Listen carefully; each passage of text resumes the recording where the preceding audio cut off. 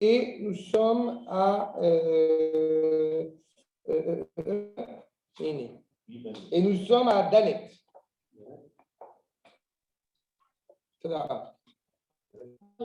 C'est écrit à Shema. Ah, Gimel, je qu'on avait fini Gimel. On va Gimel.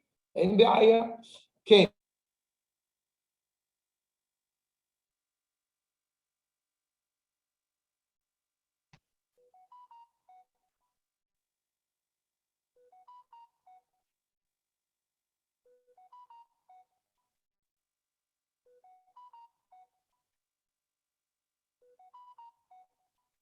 Top. Alors, vous avez devant les yeux,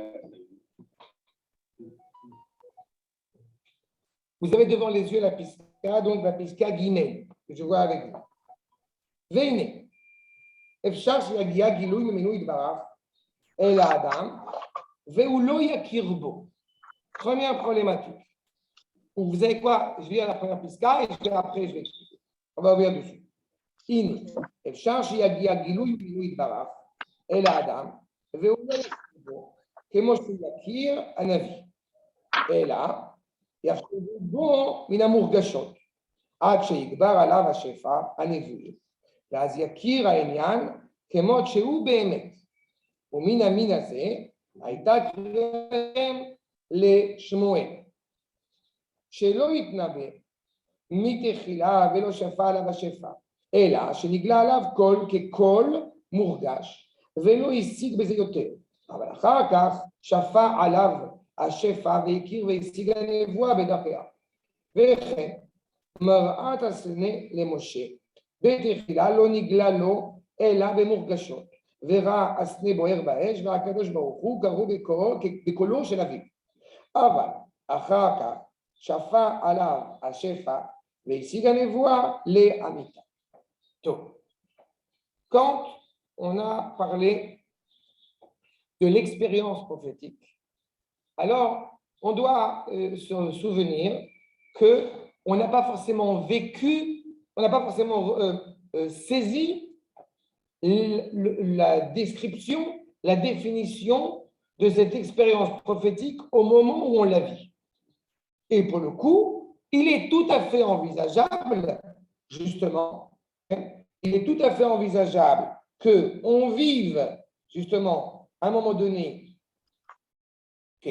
il est tout à fait envisageable que nous vivions quelque chose d'absolument exceptionnel sans être conscients que nous vivons une expérience prophétique. D'accord? Et le Ramchal a donné en l'occurrence deux exemples. Voyons ça dans le texte d'abord. Je reprends. Il est tout à fait possible que tu vois clairement, enfin c'est pas si clair que ça d'ailleurs, une révélation de la parole divine devant toi. Mais tu ne la reconnais pas. Comme c'est le cas justement pour le prophète. Le prophète, quand il s'annonce clairement comme prophète, il est doué de parole et il est conscient, encore une fois, de l'expérience qu'il est en train de vivre. Seulement, cet homme qui, pour la première fois, va vivre une expérience prophétique, comment perçoit-il cette expérience? On va dire le Ramchal, comme une expérience sensible. Quelqu'un m'a parlé, de mes sens, j'ai entendu, il m'a parlé. Minamour Gachot, jusqu'au moment où il va pleinement saisir qu'il est en train de vivre quelque chose d'absolument exceptionnel. Quand il va avoir justement l'abondance de cette expérience prophétique,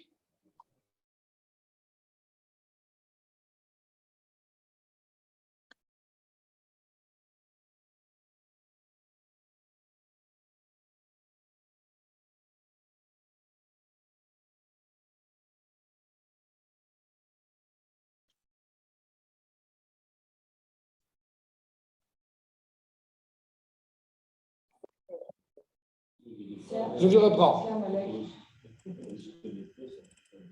Je reprends. Donc, au bout du compte, excusez-moi, au bout du compte, plus il va effectivement être expérimenté cette expérience prophétique, plus il va être conscient de la valeur de cette expérience qu'il est en train de vivre. Mais comme je dis, de prime abord, il voit au bout du compte quelque chose qui est profondément plus qu'autre chose, avec quelque chose de sensible. Et l'exemple que prend le Ramchal, justement, eh bien, c'est l'exemple de Shmuel. N'est-ce pas? Quand Akadosh Baruch Hu l'appelle pour la première fois, vous voyez la suite, Aminazé aïta kriyat Hashem et Shmuel, shelo itnabe mitechila. Shmuel n'avait pas encore vécu d'expérience prophétique. Et Velo Shafa ala Hashefa. Donc, comment a-t-il vécu ce qu'il a vécu? Comment a-t-il décrypté ce qu'il a vécu? Comme quelqu'un qui lui parle en pleine nuit. Et il a entendu une voix. Et là, chez Nigla Alav, Kol, qui Kol Mourgash, il entend une voix. Velo Isik Beze Yoter. Il n'a pas vu plus que ça. Après, Élie, comme vous le savez, une fois que Élie, eh bien, lui a saisi ce qu'il était en train de vivre, automatiquement, eh bien, il l'a aiguillé pour saisir, pour bien entendre cette expérience prophétique. À ce moment-là, effectivement, et si gagne voix, Bédapéa. Et de même, on a, si les gens peuvent mettre en mute, s'il vous plaît, ce serait préférable. Archa. Le cas de Moshe Rabbeinu, quand Moshe Rabbeinu, la première fois qu'il a une expérience prophétique, c'est le buisson ardent au Arsinaï. Il ne saisit pas, évidemment, il est impressionné par ce qu'il est en train de voir. Un buisson ardent qui est en train de brûler mais qui ne se consume pas. Évidemment, c'est assez exceptionnel. Verra Asnea Baesh, Akadosh Baruch Hu, Kav'o Kekolo chez la ville. Et Akadosh Baruch Hu, justement, s'adresse à Moshe dans la voix de son père. Il a reconnu la voix de son père. Mais une fois que cette expérience, eh bien, est, j'ai envie de dire, intégrée en lui, Avalachaka, Chef Shafa Ala Shefa, et Sigane voilà Mita. C'est-à-dire qu'au bout du compte, chacun d'entre nous, il est clair qu'il a un lien avec cette expérience animée par la sainteté, dans la mesure où je suis le descendant d'Abraham, Isaac et Yaakov, donc automatiquement, il y a un lien. Maintenant, est-ce que je vais être capable de capter ce lien ou de ne pas capter ce lien? Comme enseigne le Hadmor Gad Elmaleh, il y en a qui captent, il y en a qui ne captent pas. C'est une blague, d'accord. D'accord? Vous ne connaissez pas Gad Elmaleh? Le premier spectacle de Gad Elmaleh capté ou capté. Bref, vous avez compris l'idée? D'accord? C'est ça. Maintenant, il est évident que d'un point de vue idéal, ce qui doit être évidemment mettre en place, qui ne garantit absolument pas d'ailleurs l'expérience prophétique, mais ce qui doit être l'idéal, évidemment, c'est d'abord et avant tout, eh bien justement, j'ai envie de dire, une école, on l'a un petit peu évoqué, une école qui prépare à la prophétie par différents éléments, la pureté, la musique, etc. etc. Voyons ensemble. Veoula, Itlamdou, pardon, à Mitlamidim, Banevoa, Elyanim Yedouim. On le sait, nous avons cela aussi chez le Rambam qui l'écrit, et d'autres Rachamim justement, sur le fait que, eh bien, on va enseigner, on va préparer des élèves à vivre cette expérience prophétique. Dira notamment, justement, le Rambam, il en parle, effectivement, c'est-à-dire qu'on rentre dans la Kabbalah, on rentre dans le Sod, on rentre dans le secret de la procédure de Akadosh Baruch Hu, quand une fois on prépare le terrain, on met des vitamines, si vous voulez. Veivatel miniot chomer agouf, puisque le corps étant opaque et une sorte comme ça de grillage, pas qui empêche de pouvoir percevoir cette liberté absolue. Et il poursuivra du coup, eh bien cette lumière d'Akadosh Baruch Hu qui est inscrite en nous, veidapkudbo, et d'être attaché à lui. Comprenez bien qu'un prophète, encore une fois, il n'est pas en train de se demander est-ce que Dieu existe ou est-ce que Dieu n'existe pas. Il n'est pas non plus en train de se demander est-ce que je fais Shabbat ou je ne fais pas Shabbat. D'accord? On n'est pas là, Bichlal. Celui qui viendrait éventuellement en voulant corriger ce qui a été fixé en Shulchan Aruch, il est clair comme de l'eau de roche, j'ai envie de dire que ce n'est pas un prophète. D'accord? Non, parce qu'on en a un qui a essayé de faire ça. Oui, c'est ça, exactement. D'accord? En prétextant qu'il n'ait pas dû changer la loi, mais l'accomplir. Au bout du compte, là, une des choses qui va être absolument dramatique et scandaleuse, c'est qu'il va essayer vainement de changer la Torah de Moshe. Ça, c'est un abruti. D'accord? Tu parles de chaque fille. Non, Jésus, Jésus est déjà pas mal. Mais Jésus, pour commencer. Ah, D'accord, il est évident qu'il n'est pas animé par cela. La parole d'Akash Baruch Hu se veut profondément, encore une fois, fidèle à ce qui a déjà et avant tout été donné à Moshe. Mais ça, on y reviendra dans les chapitres suivants sur la prophétie spécifique de Moshe. Il faut quand même toujours l'avoir en tête.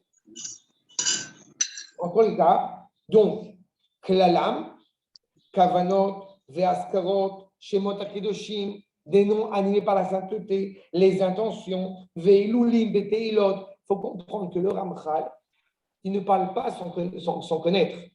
Il a essayé justement, en arrivant en Eretz Israël, à Akol notamment, de renouveler cette expérience prophétique. Donc il y a vraiment des préparations pour cela. On va nous dire un chacham qui s'appelle Akedat Yitzhak, le Réma, et il est possible que deux valeurs, que deux dimensions de la prophétie, Achat Nikret Ruach HaKodesh, Etzlam Ruach. Comme vous savez, il y a plusieurs niveaux dans la névoie. Le premier niveau, c'est la Ruach HaKodesh. Ce qu'on est en train d'évoquer ici, c'est la Ruach HaKodesh. Je me prépare à intégrer l'expérience prophétique. Pour ça, je prépare mon souffle. Comme j'ai dit, je ne sais pas comment dire, le sportif qui met de la craie sur les mains pour pouvoir ne pas tomber des barres. Bon, l'Avdil, c'est un peu ça. Il faut avoir ça. Mais d'une certaine manière, quand on a mis la craie, pour reprendre ma métaphore, quand on a mis de la craie sur les mains, on est déjà dedans. Parce que c'est rare qu'on mette de la craie sur ses mains dans la rue au quotidien. Donc on est déjà dans une certaine expérience. Acha, Beiluli, Beilo. Yetsorufu. Bashemot, Bedarka Tserufim. Quand on parle de Ilulim, quand on parle de Shemot, quand on parle de tout ça, il faut toujours être conscient qu'il s'agit d'abord et avant tout de l'expression du nom divin, de différentes facettes, de différentes manières. Et les sphirotes en font partie, il est évident. Mais ce n'est pas que ça. Comme nous enseigne les Rachamim, Kefim Asheyu Zochim Bemaasehem, ou Mizdakechim, Veolchim Alide Inyanim Ele, car Ikarvu Elav Idbarach. Je vais rajouter, pour que ce soit bien clair, un point essentiel sur ce sujet. Il ne s'agit pas seulement de connaître les concepts kabbalistiques. Ça, vous en avez aujourd'hui partout dans le monde. Tout le monde connaît, parle de Chesed, Voura, de ce que vous voulez. Non, ce qu'on est en train d'évoquer, c'est à quel point cela, pas seulement nous affecte, mais cela nous influence dans notre manière d'être. Parce que dire au bout du compte Malchut, ou dire Chesed, ou dire Gvoura, ou dire l'arbre sphirotique, ou dire oui, la sagesse, ce que vous voulez, le Keter, tout ça c'est facile. Mais à quel point cela a une influence sur mon comportement, sur mes actes, sur ma parole, sur ma pensée, c'est ça qu'il est en train de dire. Exactement. Donc, encore une fois, comme j'aime à le dire entre parenthèses, il ne faut jamais oublier qu'il y a une nuance exceptionnelle et fondamentale entre un kabbaliste et un mekoubal. Un kabbaliste, vous les êtes chez les chrétiens, l'objectif c'est d'avoir une expérience extatique, c'est-à-dire que ce qui est au centre, c'est moi, alors que le mekoubal, justement, donc il est reçu, celui qui est au centre d'abord et avant tout, c'est Akadosh Baruch Hu. Lui ne fait que, au bout du compte, être le réceptacle, après beaucoup d'efforts, pour essayer de percevoir cette parole d'Akadosh Baruch Hu dans son sens le plus précis qui soit. Et c'est pour ça que Mori Arabe enseigne toujours l'idée que celui qui œuvre dans la Kabbalah, mais qui n'est pas intimement relié avec la halakha, c'est très dangereux. Donc, Shabtai que tu as évoqué tout à l'heure. Il faut absolument qu'il y ait une cohérence et une coordination entre la halakha et de toucher justement l'intériorité. C'est pour ça que je vous remets en cause, je vous remets un petit peu modestement en place quand j'entends une parole qui se veut être un commentaire. Oui, on voit dans la médecine chinoise, on voit dans ça. Bien fait, mais tant que ce n'est pas figé, inscrit dans l'exercice traditionnel, c'est dangereux. Et vous comprenez que celui qui vit sa première expérience prophétique, vous comprenez que c'est une tension énorme. Parce que ou ça peut être quelque chose de tout à fait cohérent et authentique, et dans ce cas-là, tant mieux, ou ça peut être exactement l'inverse. D'accord? Et c'est pour cela qu'en ayant vécu cela clairement, nous ne sommes pas seulement dans l'intention, qui est le premier niveau, qui est le roi HaKodesh, mais nous sommes en train de vivre cette intention.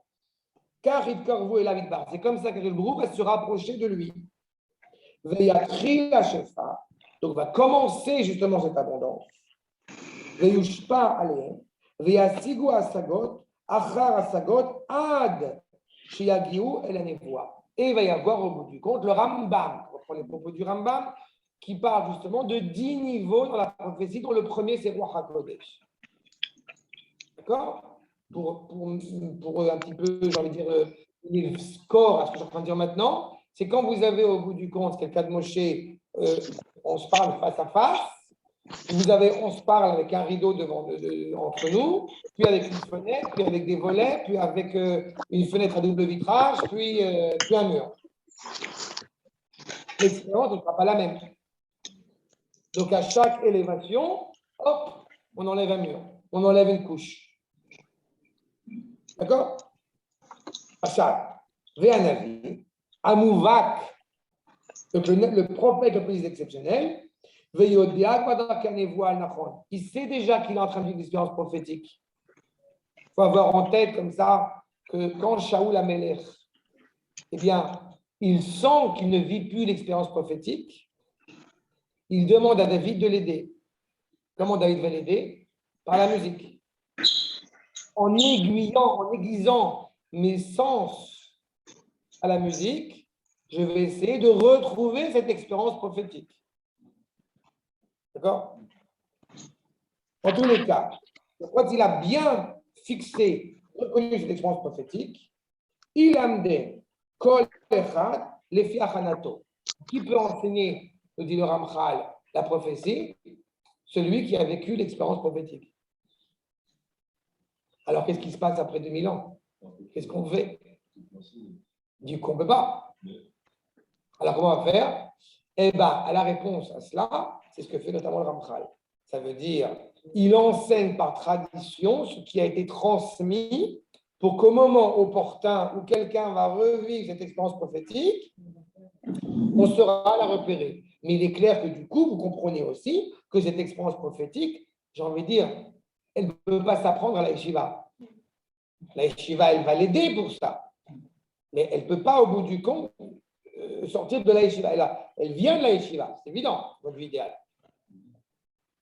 Et il te dit, on s'y prépare, qu'est-ce qu'on va faire au bout du compte pour atteindre cette aspiration tellement importante? Quand on va commencer encore une fois des révélations, quand il va commencer à percevoir un certain nombre de choses, le prophète va lui dire, c'est bon, tu es sur la bonne voie. Oui, est-ce que tu as vu? Est-ce que tu as vu ça aussi? Tu n'as pas vu ça? Là, encore une fois, vous devez être conscient que chaque prophétie est quelque chose d'absolument exceptionnel et que si quelqu'un dit oui, j'ai vu Akadosh Baruch Hu, il est apparu comme ça, au bout du compte, ça ne veut pas forcément dire que c'est vraiment la prophétie. Pourquoi? Parce qu'à chaque Navi, Akadosh Baruch Hu s'est révélé de manière différente. Un jeune homme en Égypte, un buisson ardent devant Moshe, quelqu'un etc. C'est-à-dire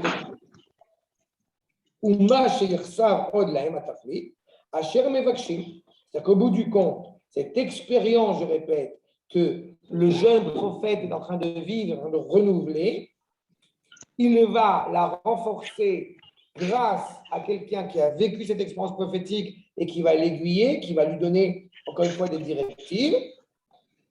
Et dans le cas où c'est de la bêtise, évidemment, ça sera assez vite perçu. Et c'est pour ça que j'aime à le dire, le Rambam écrit clairement qu'une fois que quelqu'un est annoncé comme prophète, en première fois se présente comme prophète, il y a des halachot. Et les halachot, c'est très important, et ils ne vont pas prendre en premier lieu des miracles que tu aurais pu commettre. On s'en fout totalement. D'abord, est-ce que tu es fidèle à la Torah de Moshe? Et c'est vrai pour les Névim, c'est vrai pour les c'est vrai pour les mystiques et les pseudo-mystiques qu'on a à notre génération. Si quelqu'un, au bout du compte, dit, écoute, je sens que toi et ta femme, il y a, dans les sphères célestes, il y a un problème. On dit, va chez ta mère. D'accord, oui. Pourquoi?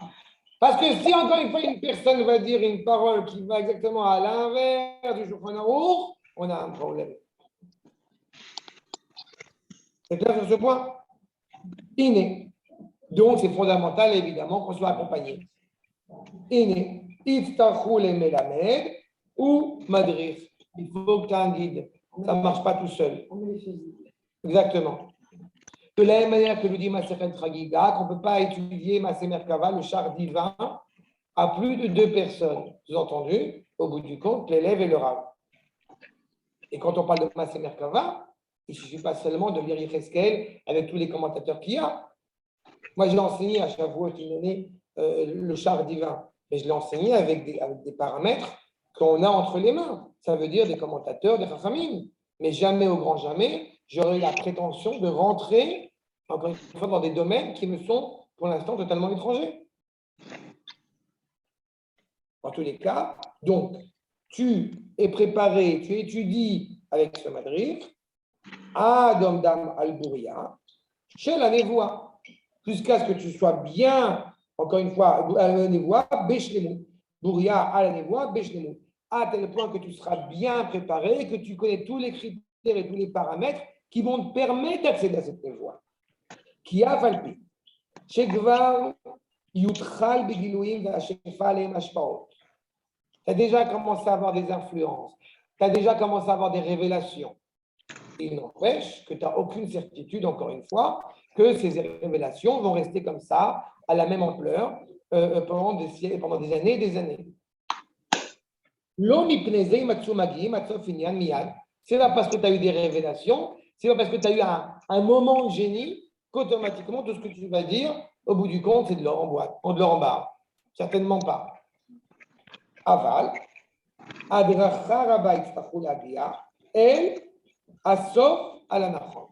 Beaucoup, encore une fois, d'aiguillage, un long chemin pour justement vivre ça à sa juste mesure. Il répète le Rav, Kol Echad Lefima Lato Vachanato. Chacun, encore une fois, a cette révélation en fonction de sa capacité. Je veux comprendre quelque chose. Vous avez quelqu'un, et ce n'est pas hasard si on évoque elle, à tel point que si même elle a eu cela, alors d'autant plus le peuple à ce moment-là. Vous avez, quand on traverse la mer, nous disent les Rachamim que a vu la Chifra, a vu la servante beaucoup plus que Yecheskel ben Bouzi. Et pourtant, elle n'a pas été préparée à la prophétie. Donc, comment est-ce qu'elle a pu voir autant? Réponse 1. Parce qu'on a encore une fois les gènes d'Abraham, Yitzhak et Yaakov en nous. Mais pourquoi est-ce que malgré tout, justement, ça reste assez exceptionnel et assez, problématique, mais en tout cas, ça reste très ponctuel, parce que cette Chifra, cette servante, elle n'est pas capable de décrypter ce qu'elle a vu. Alors, elle, oui. Il ne suffit pas seulement d'être animé par une parole et qui, vous vous rappelez, elle nous fait trembler, etc., etc. Non, il faut être capable, encore une fois, il faut que le corps soit un réceptacle suffisamment à la hauteur pour vivre cette expérience prophétique. Donc, c'est très complexe.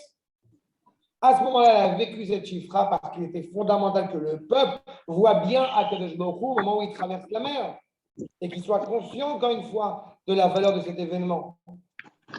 Mais à long terme, il est évident que même s'il y a des cas exceptionnels, il faut mieux s'y préparer. Cela dit, on va revenir sur un point essentiel, c'est que chaque prophétie, elle est aussi en relation avec celui qui va prophétiser. Dans son identité, dans sa tribu, dans son lieu géographique, dans la situation du peuple dans lequel il est. Et on va y revenir à ça de toute façon. D'accord? C'est clair sur ce point? La pisca suivante. Omna. Gam après, ici, Gam à la Névoie. Donc, même après avoir vécu, après avoir accédé à cette expérience prophétique, Ibachanu Anevim Zemizé, Bemala ou Madriga. Comme on a dit, encore une fois qu'on a commencé réellement à prophétiser, il n'empêche qu'au fur et à mesure, on va continuer à s'améliorer et parfaire cette expérience.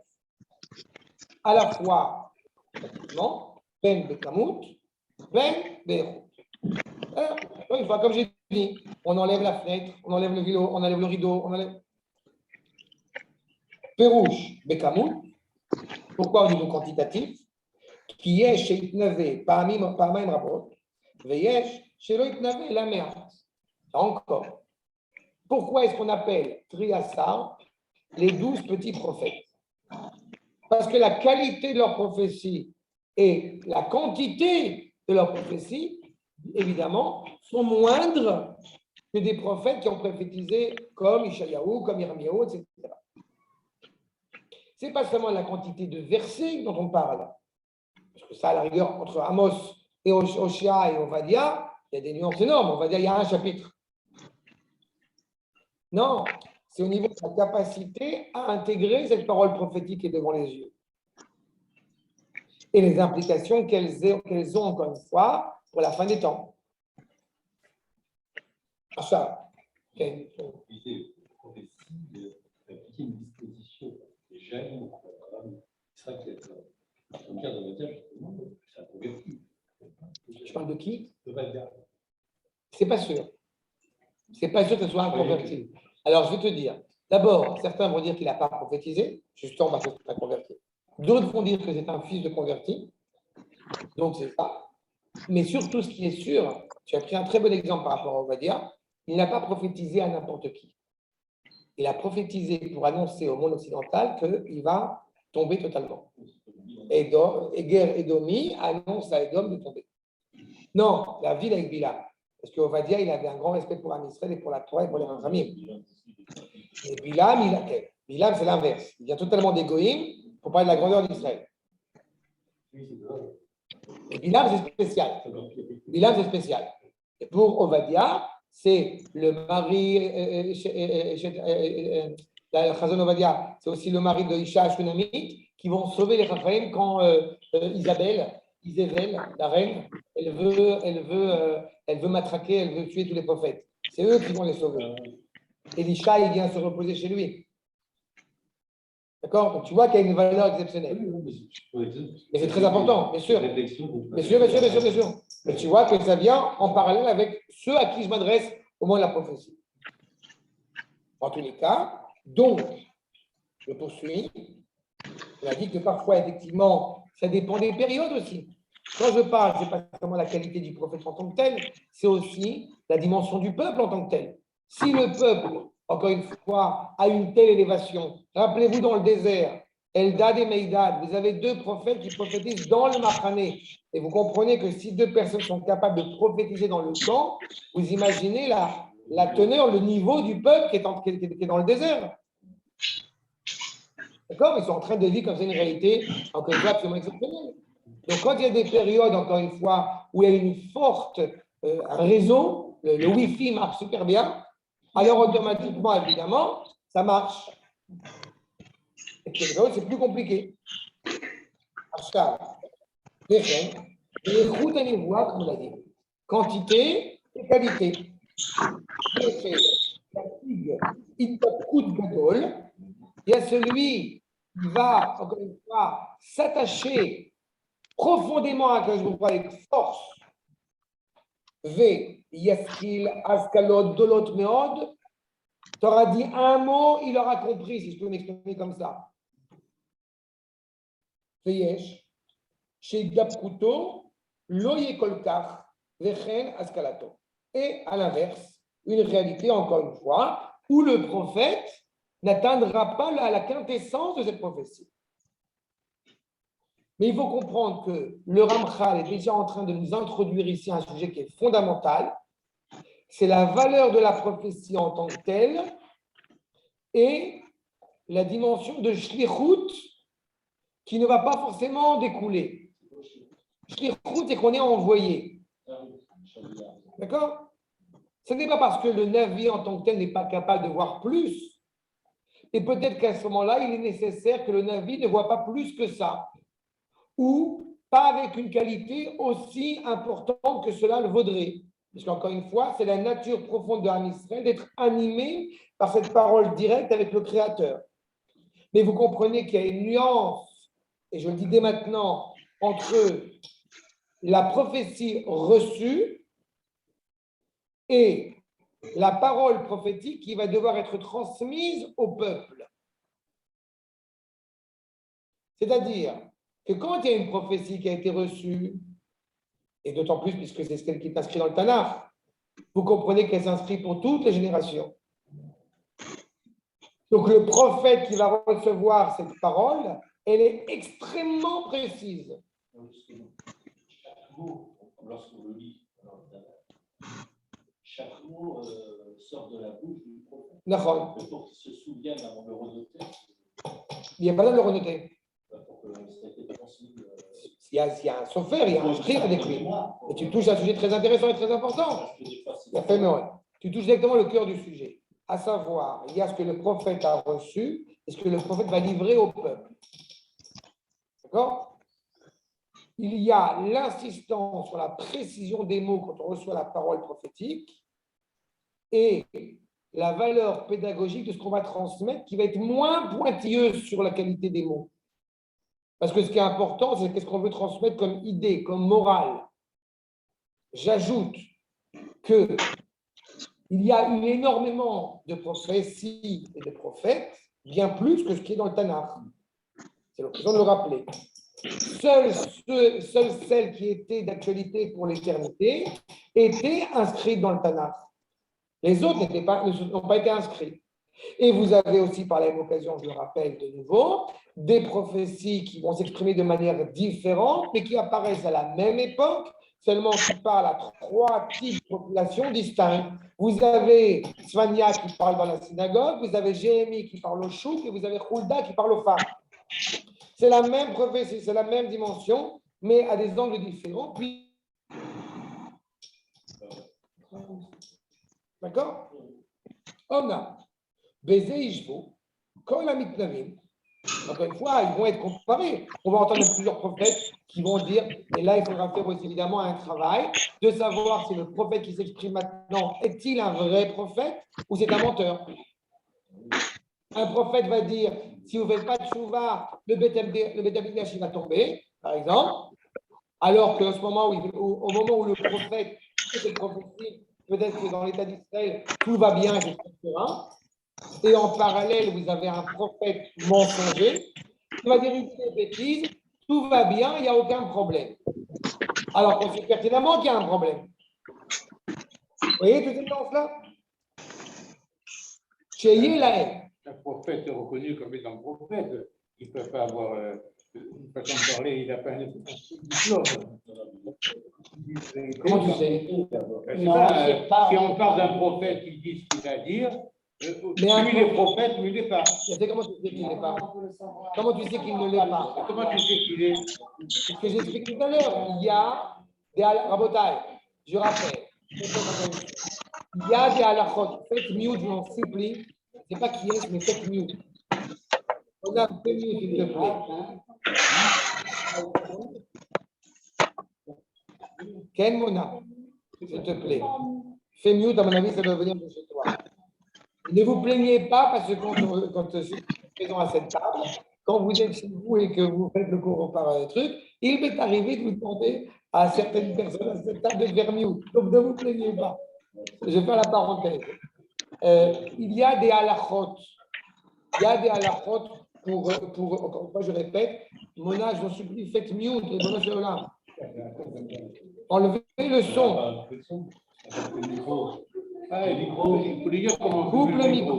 Je ne peux pas le couper de chez moi. Olga, tu peux le couper s'il te plaît. Il est en bas à gauche.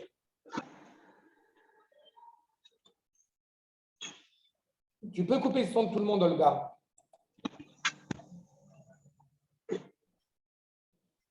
On fait pas attention là, sur le micro et Elle ne doit pas savoir. Non, elle ne sait pas. Voilà.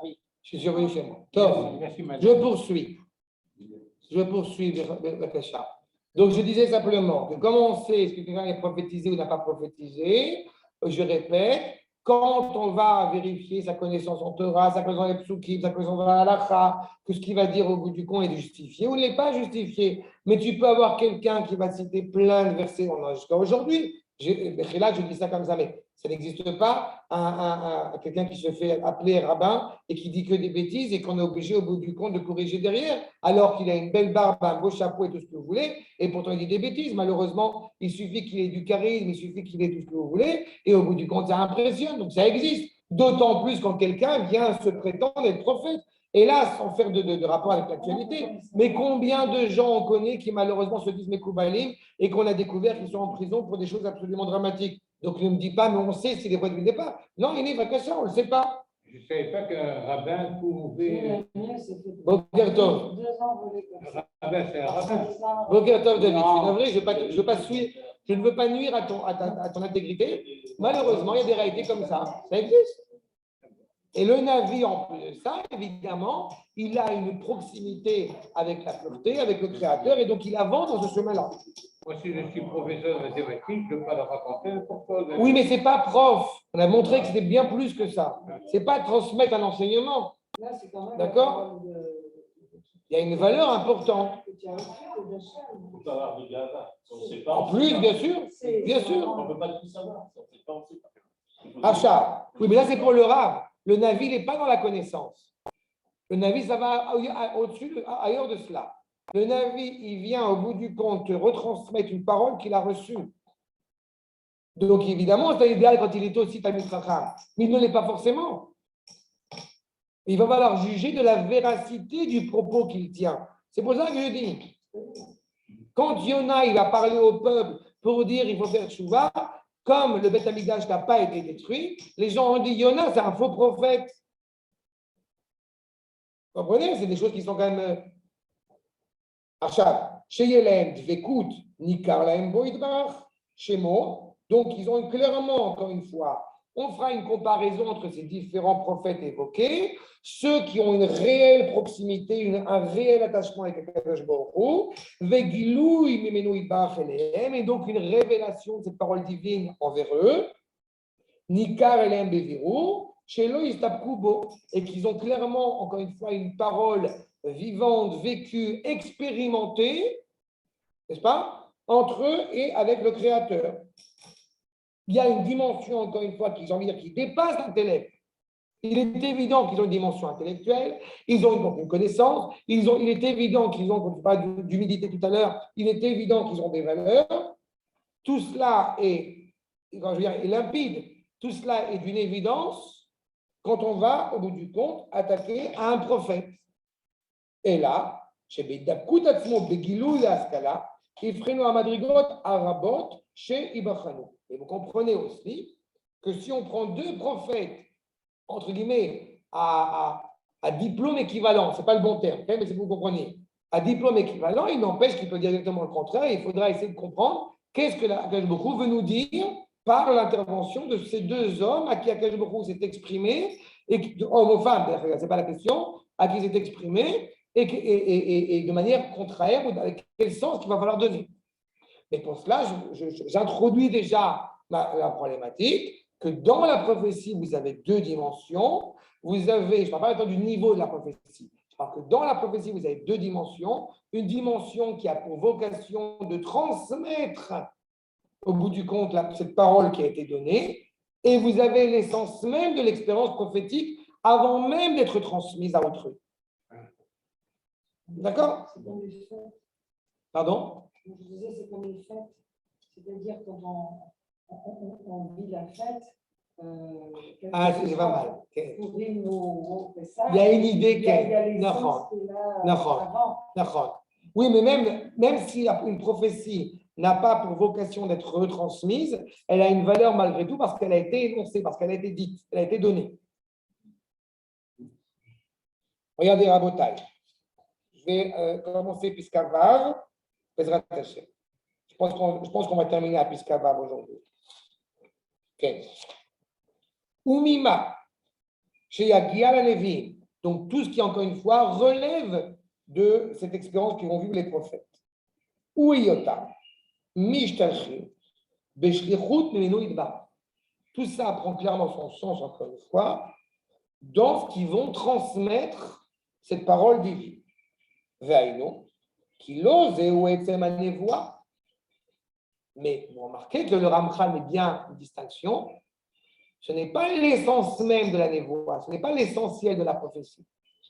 L'essentiel de la prophétie, c'est d'abord, encore une fois, d'être animé par la parole d'Akadosh Baruch Hu, ce qui est la spécificité, la qualité intrinsèque du peuple juif. Ve'ino muchach klal banavi sheishtaler l'acherim.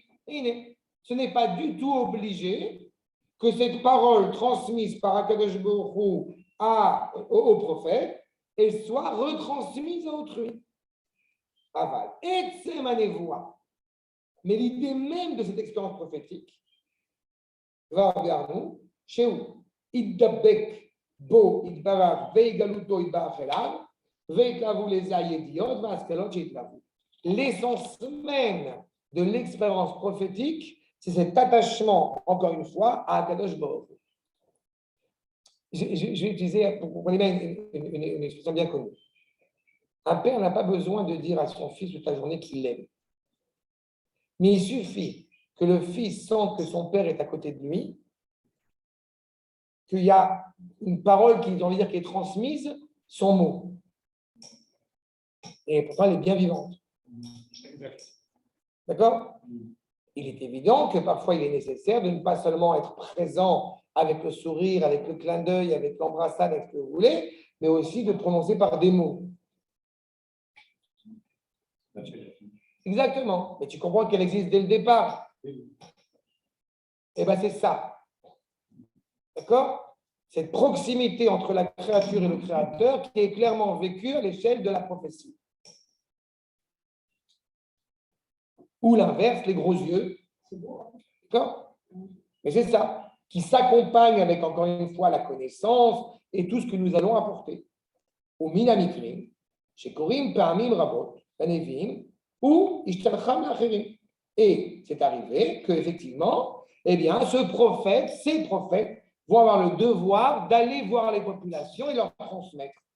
Et vous comprenez, pour ça que j'insiste, qu'il y a la précision, encore une fois, du mot et la précision du programme de la prophétie. Vous avez quelque chose de similaire, et on y reviendra, dans la tfila. Qu'est-ce qu'on fait dans la tfila? Pour reprendre la remarque de Eva sur les faits. Qu'est-ce qu'on fait dans la tfila? Est-ce qu'au bout du compte, eh bien, on vient épancher son cœur auprès d'Akadosh Baruch Hu? C'est une chose.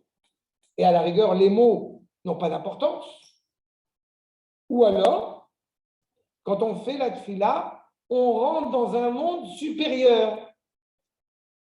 Et dans ce cas-là, il sera fondamental d'être extrêmement précis dans les mots qu'on va employer. Vous voyez que ce sont deux notions différentes. Quand on parle de l'expérience prophétique, la personne qui est donc prophète, elle rentre, elle est dans une autre sphère, dans un autre univers. Et donc, la précision, encore une fois, de la parole d'Akadosh Baruch Hu est fondamentale. Maintenant, quand on va s'exprimer auprès du peuple, l'objectif, c'est de le réveiller, c'est de le ramener, c'est de l'éveiller. Donc, le mot, peut-être, va avoir moins d'importance et avoir beaucoup plus d'importance la forme d'expression de la parole qui va être tenue. D'une certaine manière. Il y a une discussion chez les Chachamim que j'aime beaucoup rappeler à chaque fois sur le Megillat Echa, sur la Megillat des Lamentations de Jérémie, qu'on lit à Tisha B'Av. Et pourquoi ça m'importe particulièrement? Parce qu'il y a une discussion entre les Chachamim. Est-ce que cette Megillah est une Megillah de remontrance ou au contraire de consolation? Et le Ramadavali, donc le copain du Ramchal, il appelle son commentaire sur la Megillat Echa Kos Tanchumin, le verre de la consolation. C'est-à-dire qu'il démontre dans son commentaire de la Megillat Echa qu'il y a justement une dimension consolatrice. Yerushalayim, elle est Ke Almana, elle est comme une veuve. Mais donc, elle n'est pas vraiment une veuve. Donc, tout n'est pas perdu. Et plein de choses comme ça. Alors que de l'autre côté, évidemment, on a un rapport profondément terrible dans cette Megillat Echa. L'image qui est prise, que vous retrouvez dans Netivot Shalom que j'aime beaucoup sur cette problématique-là, c'est la différence entre un enfant qui est, entre votre enfant, Shalom, qui était sur le trottoir, et qui est tombé et qui s'est un petit peu écorché le genou, alors vous le cherchez partout, vous ne savez pas où il était, vous êtes en colère, de l'enfant qui a eu un accident de vélo, qui est à l'hôpital dans le coma. Il n'y a plus de colère à ce moment-là. Bon, bah, c'est un petit peu la même problématique. Ça dépend, encore une fois, dans quel cas ça s'exprime. Ou ça s'exprime pour recevoir cette parole d'Akadosh Baruch Hu, donc extrêmement précise, ou parler au peuple qui aura une autre implication pédagogique. D'accord? Arshar. Ou Gvar Efshar, Shiyagia Ze le El Navi, Muvhak, ou Baki Meod Bedarke Anevoa, Ha Veyodam, Al Buriam. Et cela est envisageable dans le prophète qui a parlé donc au peuple, que ça soit justement motivé et inspiré par un prophète qui a déjà vécu cette expérience prophétique et qui saura d'une certaine manière comment recevoir cette parole et la retransmettre au peuple. Alors, je citais dans l'Aftara de Béa sur Jérémie qui part en prison. Vous comprenez que parler au roi avec violence, eh bien, il est prêt à mettre sa vie en danger parce qu'il a l'obligation de transmettre des messages au roi et qu'il lui est interdit de craindre quoi que ce soit. Ça